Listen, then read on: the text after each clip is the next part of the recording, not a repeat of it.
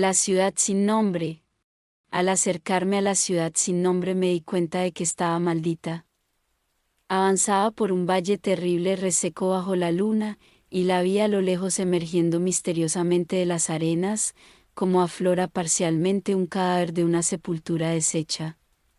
El miedo hablaba desde las erosionadas piedras de esta vetusta superviviente del diluvio, de esta bisabuela de la más antigua pirámide, y una aura imperceptible me repelía y me conminaba a retroceder ante antiguos y siniestros secretos que ningún hombre debía ver, ni nadie se habría atrevido a examinar. Perdida en el desierto de Arabia se halla la ciudad sin nombre, ruinosa y desmembrada, con sus bajos muros semienterrados en las arenas de incontables años.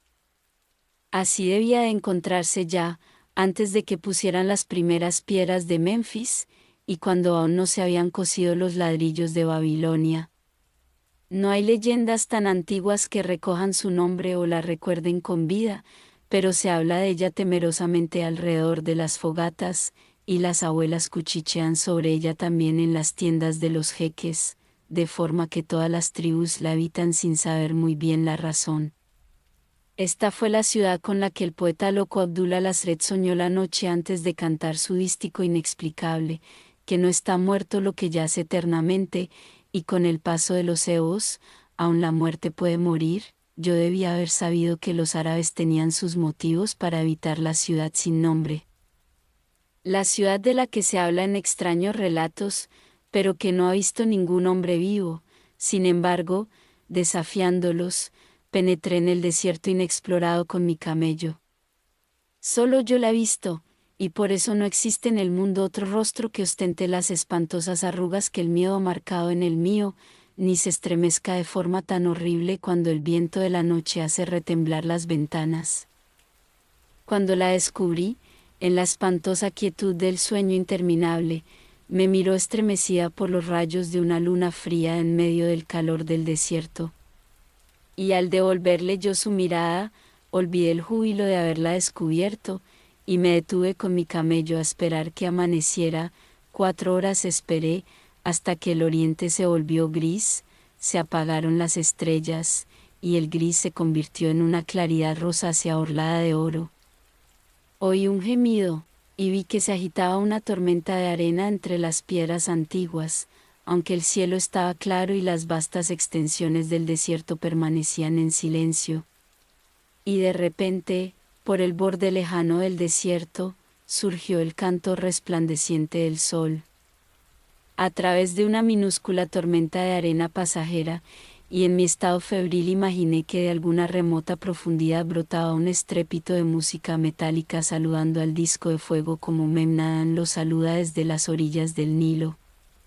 Y me resonaban los oídos, y me bullía la imaginación, mientras conducía mi camello lentamente por la arena hasta aquel lugar innominado, lugar que, de todos los hombres vivientes, únicamente yo he llegado a ver, y vagué entre los cimientos de las casas y de los edificios, sin encontrar relieves ni inscripciones que hablasen de los hombres, si es que fueron hombres, que habían construido esta ciudad y la habían habitado hacía tantísimo tiempo. La antigüedad del lugar era malsana, por lo que deseé fervientemente descubrir algún signo o clave que probara que había sido hecha efectivamente por los hombres. Había ciertas dimensiones y proporciones en las ruinas que me producían desasosiego. Llevaba conmigo numerosas herramientas, y cabe mucho entre los muros de los olvidados edificios, pero mis progresos eran lentos y nada de importancia parecía.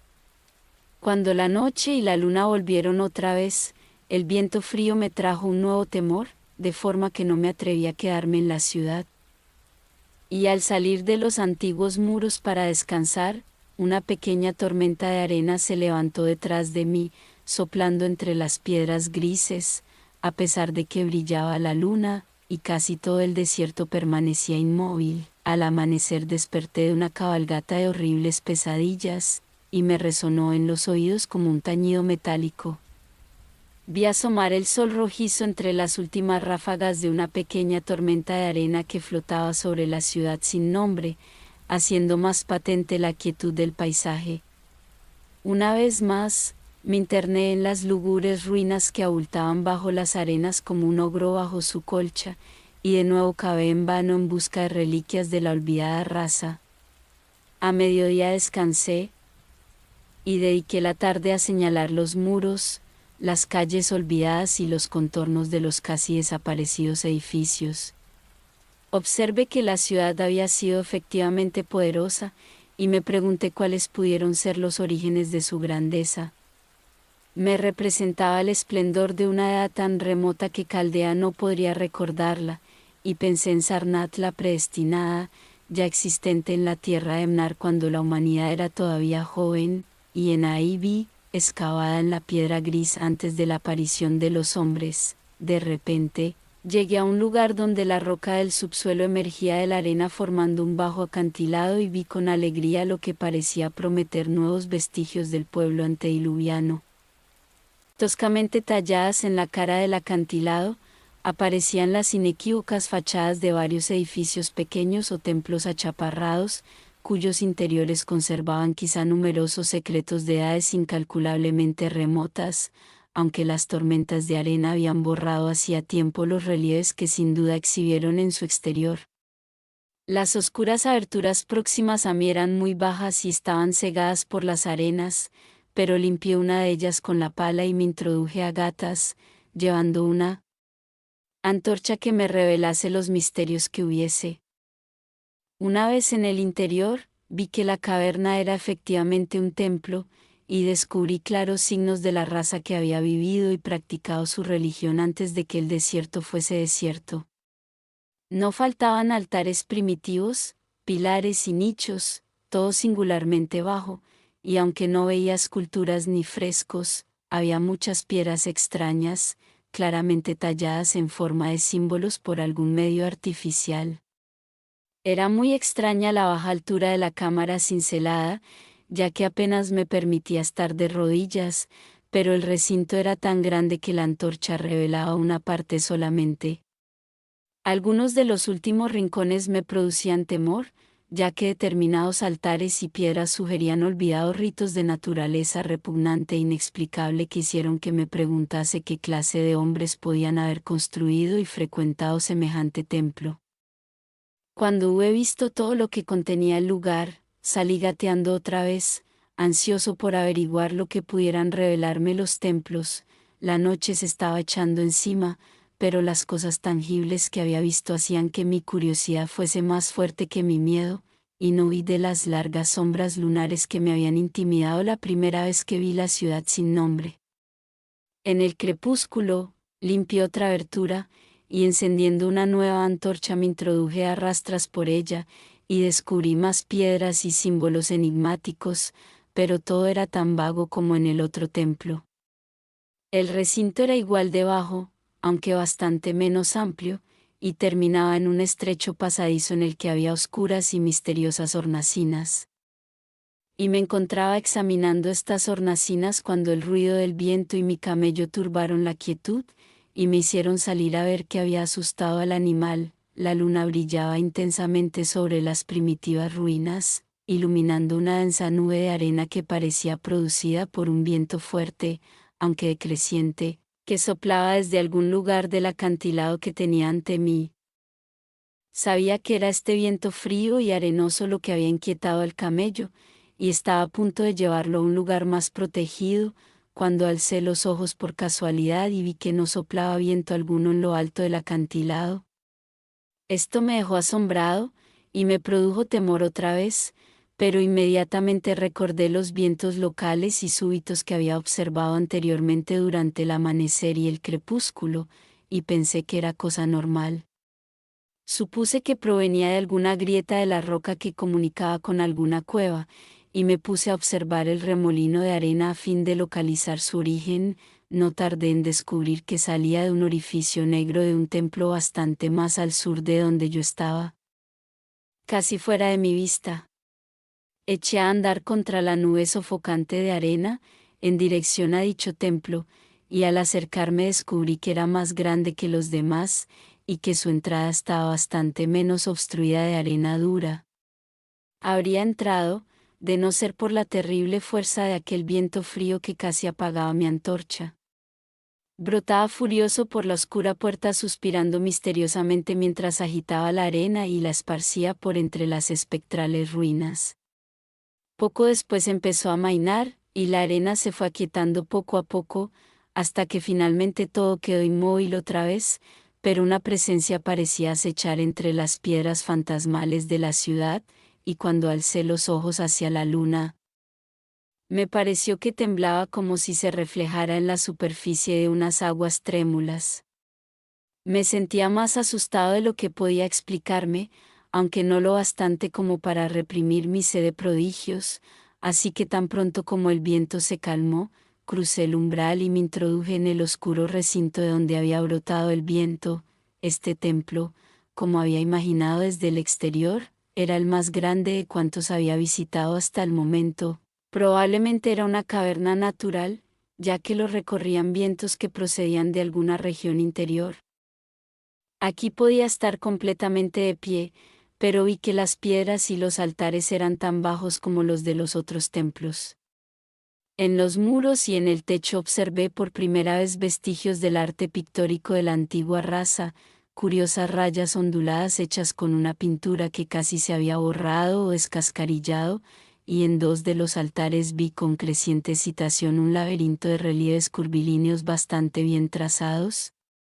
Al alzar en alto la antorcha, me pareció que la forma del techo era demasiado regular para que fuese natural, y me pregunté qué prehistóricos escultores habrían trabajado en este lugar.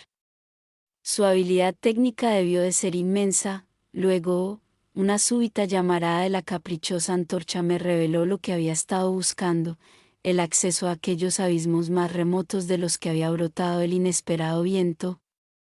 Sentí un desvanecimiento al descubrir que se trataba de una puerta pequeña, artificial, cincelada en la sólida roca.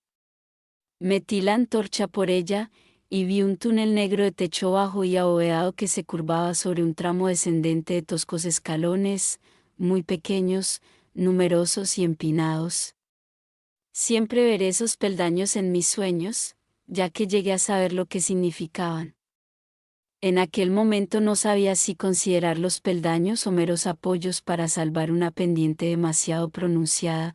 La cabeza me daba vueltas, agobiada por locos pensamientos, y parecieron llegarme flotando las palabras y advertencias de los profetas árabes, a través del desierto, desde las tierras que los hombres conocen a la ciudad sin nombre que no se atreven a conocer. Pero solo vacilé un momento, antes de cruzar el umbral y empezar a bajar precavidamente por el empinado pasadizo, con los pies por delante, como por una escala de mano. Solo en los terribles desvaríos de la droga o del delirio puede un hombre haber efectuado un descenso como el mío.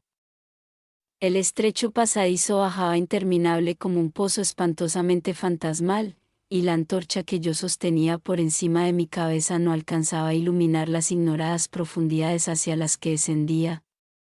Perdí la noción de las horas y olvidé consultar mi reloj, aunque me asusté al pensar en la distancia que debía de estar recorriendo. Había giros y cambios de pendiente. Una de las veces llegué a un corredor largo, bajo y horizontal, donde tuve que arrastrarme por el suelo rocoso con los pies por delante, sosteniendo la antorcha cuanto daba de sí la longitud de mi brazo.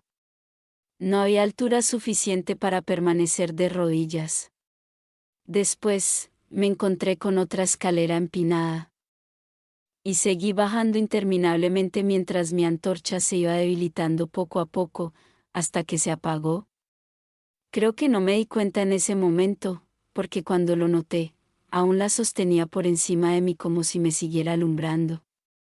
Me tenía completamente trastornado esa pasión por lo extraño y lo desconocido que me había convertido en un errabundo en la tierra y un frecuentador de lugares remotos, antiguos y prohibidos. En la oscuridad, me venían al pensamiento súbitos fragmentos de mi amado tesoro de saber demoníaco, frases del árabe loco al-Azred, párrafos de las pesadillas apócrifas de Amasius, y sentencias infames del delirante Image du Monde de Gautier y de Metz.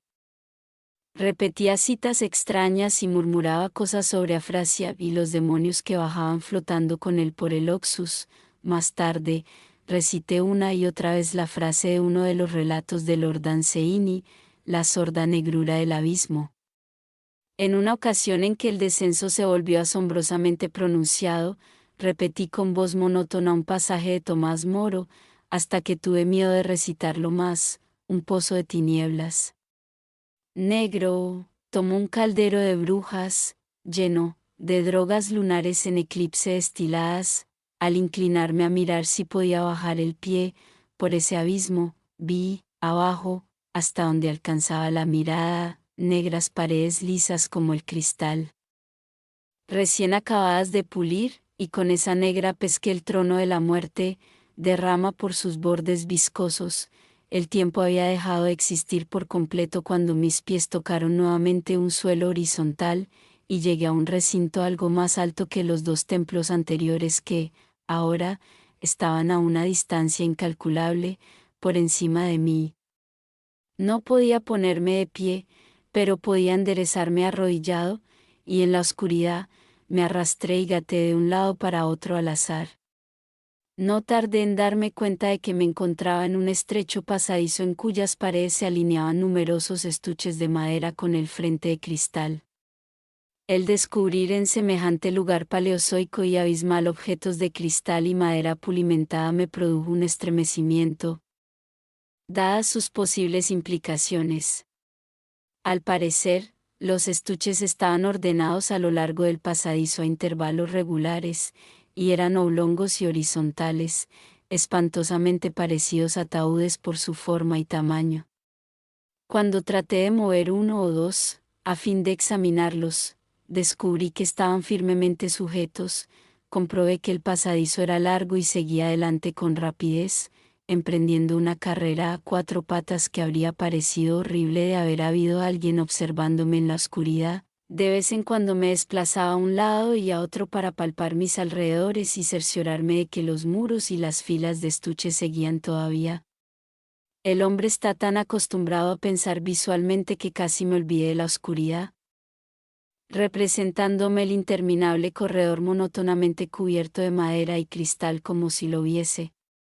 Y entonces, en un instante de indescriptible emoción, lo vi. No sé exactamente cuándo lo imaginado se fundió a la visión real, pero surgió gradualmente un resplandor delante de mí, y de repente me di cuenta de que veía los oscuros contornos del corredor y los estuches a causa de alguna desconocida fosforescencia subterránea.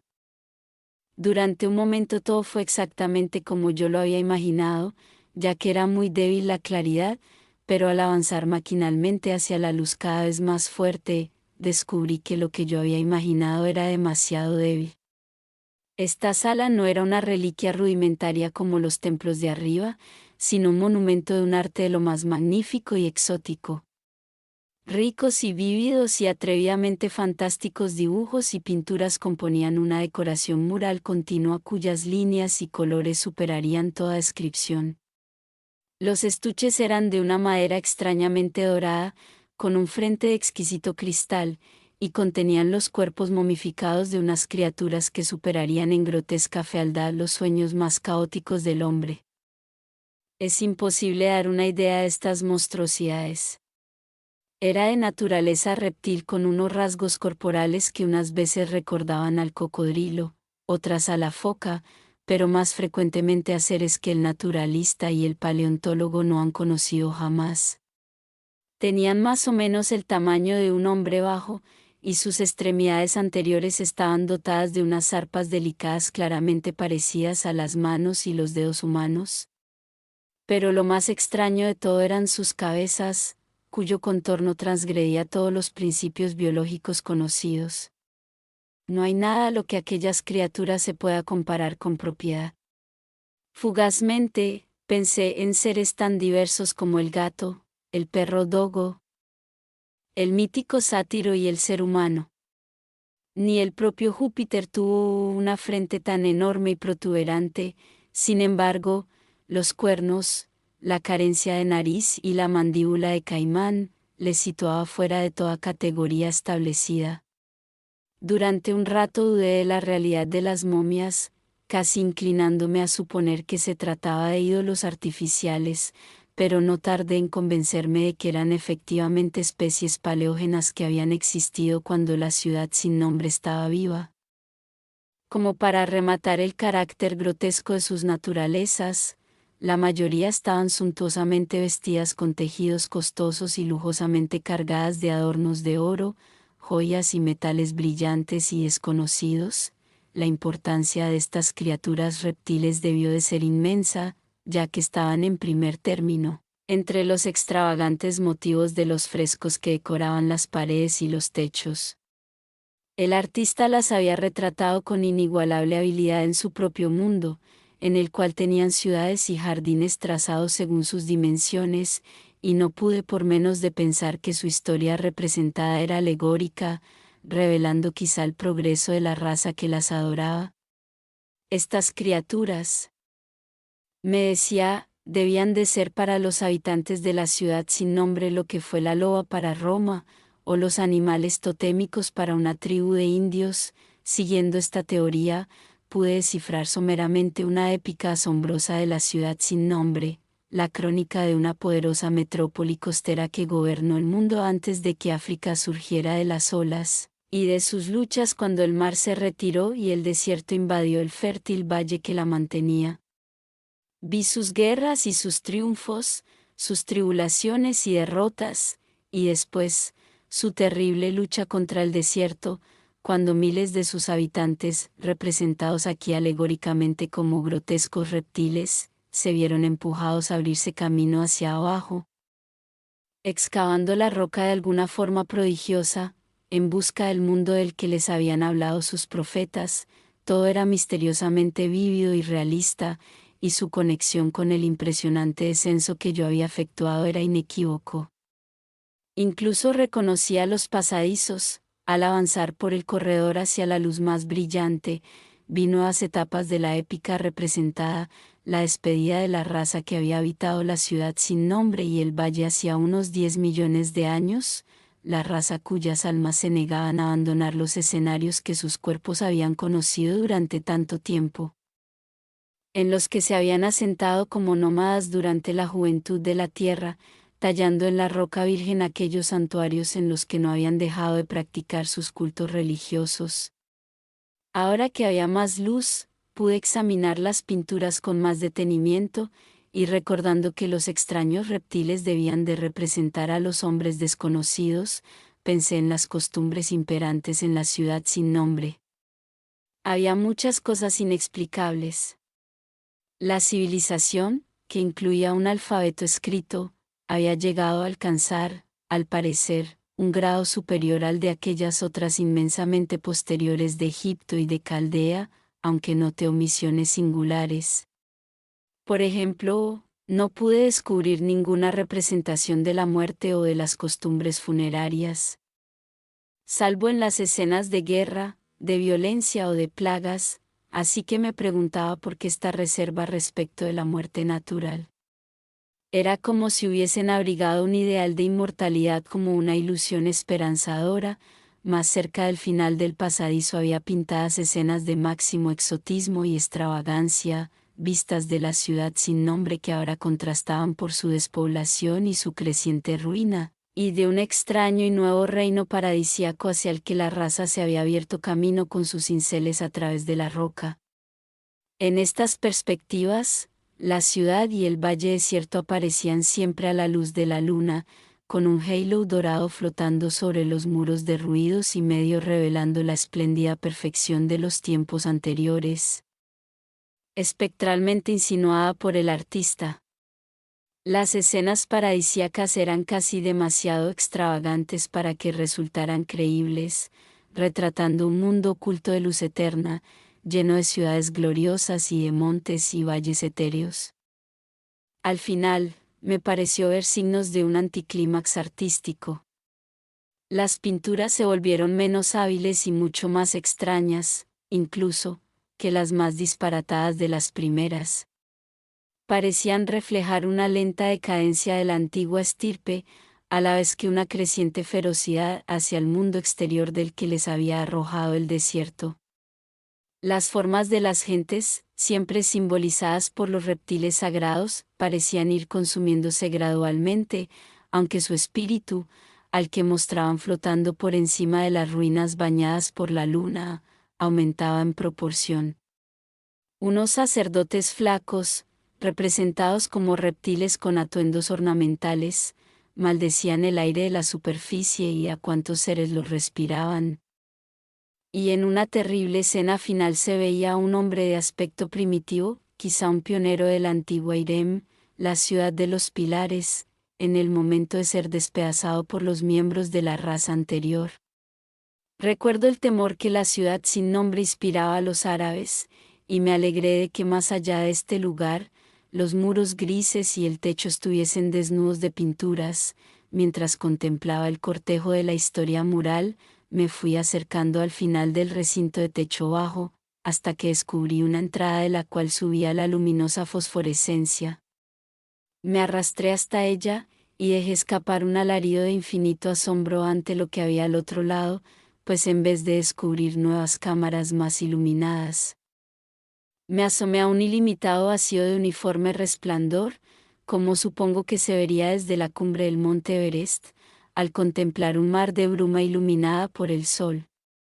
Detrás de mí había un pasadizo tan angosto que no podía ponerme de pie. Delante, tenía un infinito de subterránea refulgencia. Del pasadizo al abismo descendía un pronunciado tramo de escaleras, de peldaños pequeños y numerosos, como los de los oscuros pasadizos que había recorrido, aunque unos pies más abajo los ocultaban los vapores luminosos.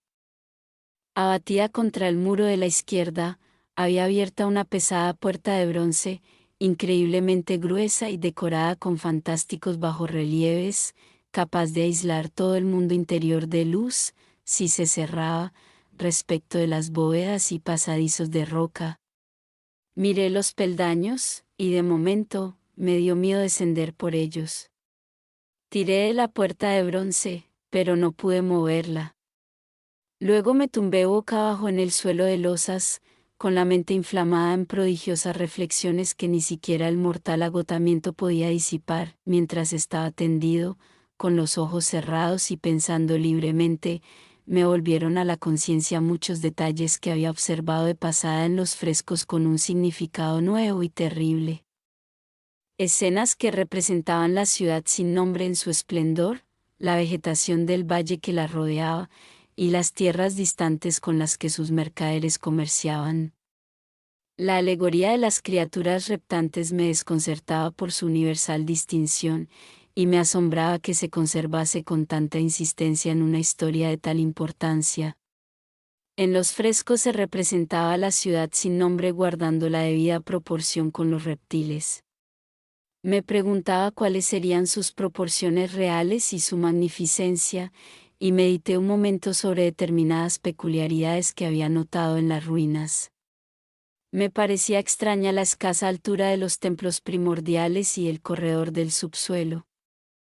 Tallado indudablemente por deferencia a las deidades reptiles que ellos adoraban, aunque, evidentemente, obligaban a los adoradores a reptar. Quizá los mismos ritos comportaban esta imitación de las criaturas adoradas. Sin embargo, ninguna teoría religiosa podía explicar por qué los pasadizos horizontales que se intercalaban en ese espantoso descenso eran tan bajos como los templos. O más, puesto que no era posible permanecer siquiera de rodillas. Al pensar en las criaturas reptiles, cuyos espantosos cuerpos momificados tenía tan cerca de mí, sentí un nuevo sobresalto de terror. Las asociaciones de la mente son muy extrañas, y me encogí ante la idea de que, salvo el pobre hombre primitivo despedazado de la última pintura, la mía era la única forma humana, en medio de las numerosas reliquias y símbolos de vida primordial, pero en mi extraña y erraunda existencia, el asombro siempre se imponía a mis temores, pues el abismo luminoso y lo que podía contener planteaban un problema valiosísimo para el más grande explorador. No me cabía duda de que al pie de aquella escalera de peldaños singularmente pequeños había un mundo extraño y misterioso, y esperaba encontrar allí los recuerdos humanos que las pinturas del corredor no me habían podido ofrecer. Los frescos representaban ciudades y valles increíbles de esta región inferior, y mi imaginación se demoraba en las ricas ruinas que me esperaban. Mis temores, efectivamente, se relacionaban más con el pasado que con el futuro. Ni siquiera el horror físico de mi situación en aquel angosto corredor de reptiles muertos y frescos antediluvianos, millas por debajo del mundo que yo conocía, y ante ese otro mundo de luces y brumas espectrales, podía compararse con el miedo que sentía ante la abismal antigüedad del escenario y de su espíritu. Una antigüedad tan inmensa que empequeñecía todo cálculo, parecía mirar de soslayo desde las rocas primordiales y los templos tallados de la ciudad sin nombre. Mientras que los últimos mapas asombrosos de los frescos mostraban océanos y continentes que el hombre ha olvidado, cuyos contornos eran vagamente familiares. Nadie sabía qué podía haber sucedido en las edades geológicas, ya que las pinturas se interrumpían, y la resentida y rencorosa raza había sucumbido a la decadencia. En otro tiempo, estas cavernas y la luminosa región que se abría más allá habían hervido de vida.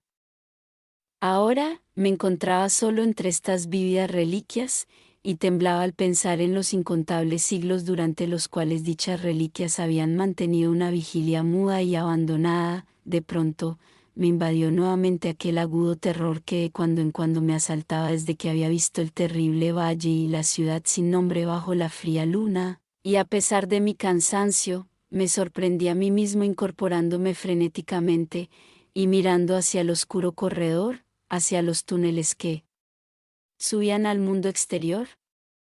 Me dominó el mismo sentimiento que me había hecho abandonar la ciudad sin nombre por la noche, y que era tan inexplicable como acuciante. Un momento después, sin embargo, sufrí una impresión aún mayor en forma de un ruido definido, el primero que quebraba el absoluto silencio de estas profundidades sepulcrales. Fue un gemido bajo, profundo, como de una multitud lejana de espíritus condenados, y provenía del lugar hacia donde yo miraba. El rumor fue creciendo rápidamente, y no tardó en resonar de forma espantosa por el bajo pasadizo. Al mismo tiempo, tuve conciencia de una corriente de aire frío, cada vez más fuerte, idéntica a la que brotaba de los túneles y barría la ciudad. El contacto de ese viento pareció devolverme el equilibrio, porque instantáneamente recordé las súbitas ráfagas que se levantaban en torno a la entrada del abismo en el amanecer y el crepúsculo. Una de las cuales, efectivamente, me había revelado los túneles secretos.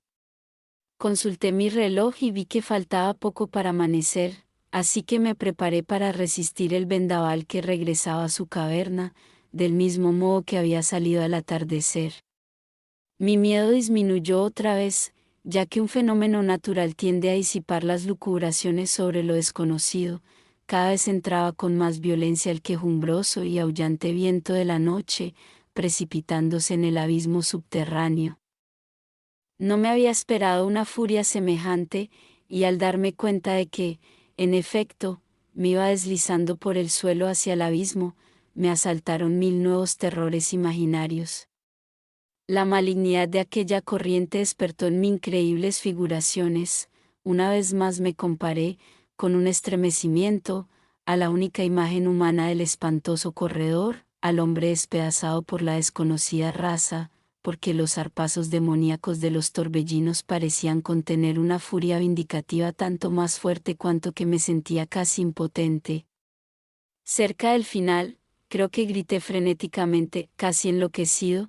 Si fue así, mis gritos se perdieron en aquella Babel infernal de espíritus aulladores. Traté de retroceder arrastrándome contra el torrente invisible y homicida, pero no podía afianzarme siquiera, y seguía siendo arrastrado lenta e inexorablemente hacia el mundo desconocido. Por último, se me debió de trastornar la razón, y empecé a balbucear, una y otra vez, aquel inexplicable dístico del árabe loco Abdul al-Azred, que soñó con la ciudad sin nombre, que no está muerto lo que yace eternamente, y con el paso de los eos, aun la muerte puede morir. Solo los ceñudos y severos dioses del desierto saben lo que ocurrió en realidad, qué forcejeos y luchas sostuve en la oscuridad, o que aún me guió de nuevo a la vida, donde siempre habré de recordar y estremecerme, cuando sopla el viento de la noche, hasta que el olvido o algo peor me reclame. Fue monstruoso, inmenso, antinatural. Muy lejos de cuanto el hombre pueda concebir, salvo en las primeras horas silenciosas y detestables de la madrugada, cuando uno no puede dormir. He dicho que la furia del viento era infernal, cacodemoníaca, y que sus voces eran espantosas a causa de una perversidad reprimida durante eternidades de desolación. Luego, estas voces, aunque delante de mí seguían siendo caóticas, imaginó mi cerebro enfebrecido que adoptaban forma articulada detrás.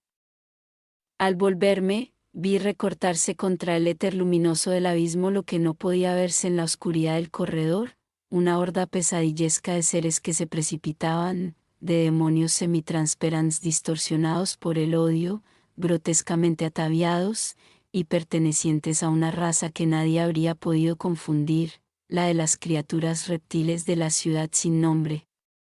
Cuando se calmó el viento, me envolvió la negrura más absoluta de las entrañas de la tierra, porque detrás de la última de las criaturas, la gran puerta de bronce se cerró de golpe con un estruendo ensordecedor de música metálica cuyos ecos ascendieron hasta el mundo distante para saludar al sol naciente, como lo saluda Memnón desde las orillas del Nilo. Fin.